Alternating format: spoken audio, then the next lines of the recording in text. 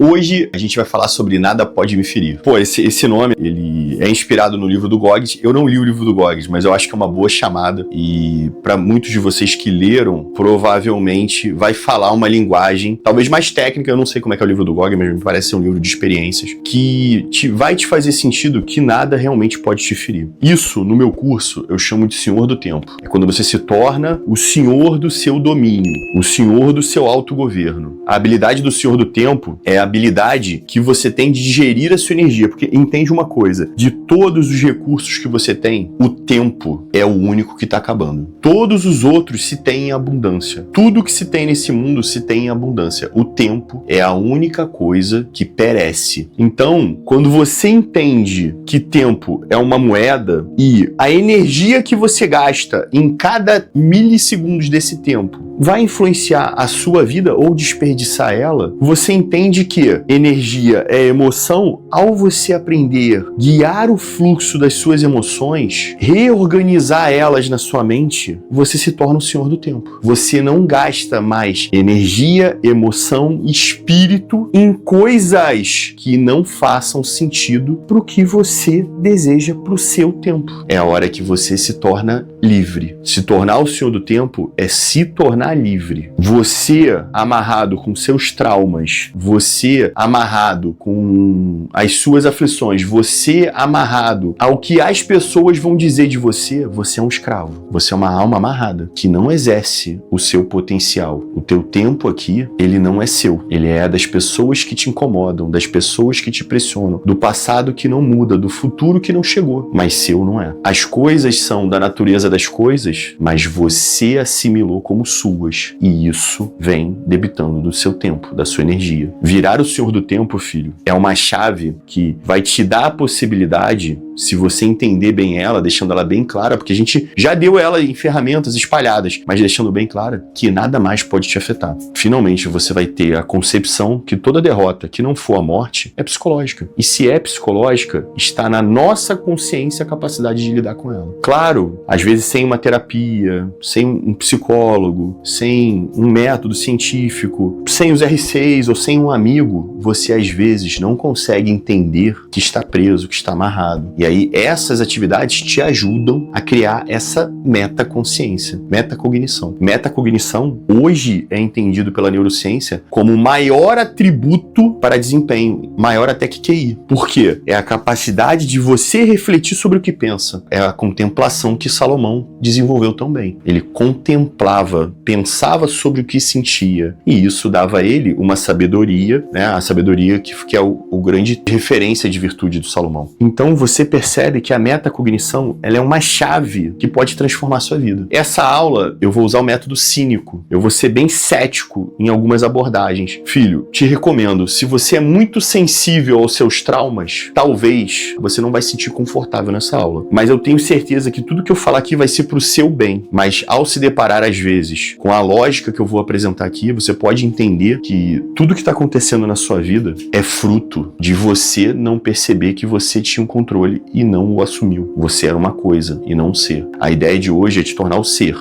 senhor do tempo. O que é o senhor do tempo? Eu vi um filme, eu tinha 12 anos, minha vida era muito complicada. Eu tirei um aprendizado de um filme chamado Hurricane, que era um boxeador que tinha sido preso. Eu não vou entrar no contexto social do filme, isso não vem ao caso, mas ele criou o senhor do tempo na metodologia do filme, que era o quê? Eu não mais quero aquilo que eu não tenho. Eu amo tudo que eu tenho. Aquilo que eu não tenho não me faz falta. E aí, quando ele era preso na solitária, por não aceitar certas ordens, ele não dizia como vítima, eu fui preso. Ele se autodeclarava, eu quero ficar sozinho. Hoje você não vai comer. Ele falava, hoje eu estou disposto a fazer jejum. Ele dava outro significado, e isso foi a grande chave do Senhor do Tempo para mim, às coisas que ele passava. Porque dar significado é o seu estado de controle. Você dá o significado que quiser à sua vida. Filho, isso mudou minha vida com 12 anos. Mudou o meu estado mental com 12 anos. 12 ou 11 anos. De uma vida muito fodida, eu comecei a não mais pesar as coisas que eu não tinha. E eu não tinha nada, filho. Sabe? Eu não tinha chinelo. Eu usava o mesmo tênis pra tudo. Minhas roupas eram dadas pelos meus primos. Em questão de bens, filho, minha vida era muito miserável. E pra uma criança que não tem maturidade e não tinha ninguém que me ensinasse, essa chave tirou toneladas da minha vida. Mas no futuro, esse tipo de raciocínio me libertou de diversos desgastes que as pessoas no meu entorno não conseguiam se libertar. E mudou a minha vida. Com 36 anos, quando eu comecei a estudar, ler mais, buscar o conhecimento, eu descobri que o nome disso é dicotomia do controle. É uma técnica estoica, né, de filosofia, que busca você só controlar as coisas que você tem acesso, que é o sentido que você dá e as ações que você põe pra fora. O resto, você não controla. E você ama mesmo assim. O Senhor do Tempo é a soma do dicotomia do controle com amor fati, que é o quê? Amar as coisas como são. É chegar na mesa do jogo, a mão é boa, jogo bom. Hoje a mão é ruim e eu vou jogar bem. Eu vou fazer o melhor que eu posso com o que tenho. Amar a vida como é. O Senhor do Tempo, ele é um conceito que explica os princípios estoicos. Só não explica o memento mori, mas ele explica o amor fati, o prevejo mal, carta ruim ou carta boa. Não me importa. Eu vou jogar. Eu tô aqui, eu vou jogar, não tem o que fazer. E eu só amo as coisas que eu tenho. E eu dou significado que eu quiser para as coisas que eu passei. Isso é um direito meu. Quando eu entendi que esse direito era meu, eu entendi intuitivamente o que é verdadeiramente o livre-arbítrio, que hoje vão chamar de metacognição. Então, a aula de hoje fecha o que a neurociência chama de metacognição, o que o Goggins chama de nada pode me ferir. Porque entende, filho, se nada do que você fizer contra mim eu der sentido, por exemplo, você vem me ofender, mas eu só falo japonês, você fala português, eu não te entendo. Essas ofensas não me tocam. Aqui, no caso, por um momento mecânico, você fala uma língua que eu não falo. Mas, filho, o que impede de quando você falar que eu sou um idiota, eu dizer, não faz sentido. Não tem pra que eu absorver esse ataque. Mas isso é eu fazendo metacognição, né? Provavelmente por isso que o Goggins fala que nada pode me ferir. As pressões do mundo, os desafios do mundo, não me ferem. É mais ou menos assim, filho. O que acontece contigo acontece com o teu personagem que você escolheu incorporar. Mas não acontece com você. Você é o ponto de consciência que observa entre a realidade e o seu personagem e decide como cada um vai interpretar as coisas. E aí talvez seja muito triste eu te falar que essas prisões que você tem dos seus traumas é porque você tá amarrado neles por uma escolha. Uma escolha porque você não tem maturidade suficiente para reconhecer as fraquezas. Uma escolha porque te disseram que se passou por isso tem que ter trauma e você absorveu. Uma escolha porque essas pessoas em volta de você te influenciaram. O horizonte de consciência vai explicar por que às vezes a gente faz essas escolhas que nos fazem mal. Reactividade, né, explica também, mas tudo é uma escolha, filho. E quando você entende que tudo é uma escolha, você se liberta do mundo. Você não mais se incomoda. Tá no meu controle? Tá, então eu faço. Não está, eu não faço. Está no meu controle. Dar significado às coisas? Está. Você pode ter passado, filho, pelos piores traumas do mundo. E eu lamento muito isso, filho, de coração. Filho ou filha, ter sido abusado, ter sido traído, ter sido abandonado, ter sido espancado, ver a família morrer. Cara, são as piores coisas que o mundo pode te oferecer, você pode ter passado. E eu não tô na sua pele, então fica às vezes parecendo frio, mas a grande questão é, tudo isso que você passou é uma colher. E o significado que você vai dar a essa colher é um direito seu. Não sou eu dizer pra você, porque você foi abusado, que você tem que ser traumatizado. Você tem que entender o que é melhor pra você. Essa é a escolha. Só que assim, filho, isso é uma escolha sua. Se você é um ser são, você tem essa habilidade no seu cérebro, no seu drive. Você tem essa habilidade, filho. Todos temos. Só que você não acredita que tem, você não sabe que tem, você tá dentro de um rio e você só tá seguindo o fluxo. As pessoas te disseram que quem passa por isso é isso. E aí você fica ali. E aí você vai se acomodando a esse fluxo do rio. Ou então você fica lutando contra, querendo bloquear. Os pensamentos, a realidade, tudo é um fluxo que passa. Durante muito tempo, eu errei, eu tentei lutar contra. Hoje, eu entendi que eu tenho que navegar. Eu dou significado, eu faço, o leme é meu, pô. Eu dou sentido à minha vida, para as coisas que eu passo. Eu escolho qual emoção me diverte,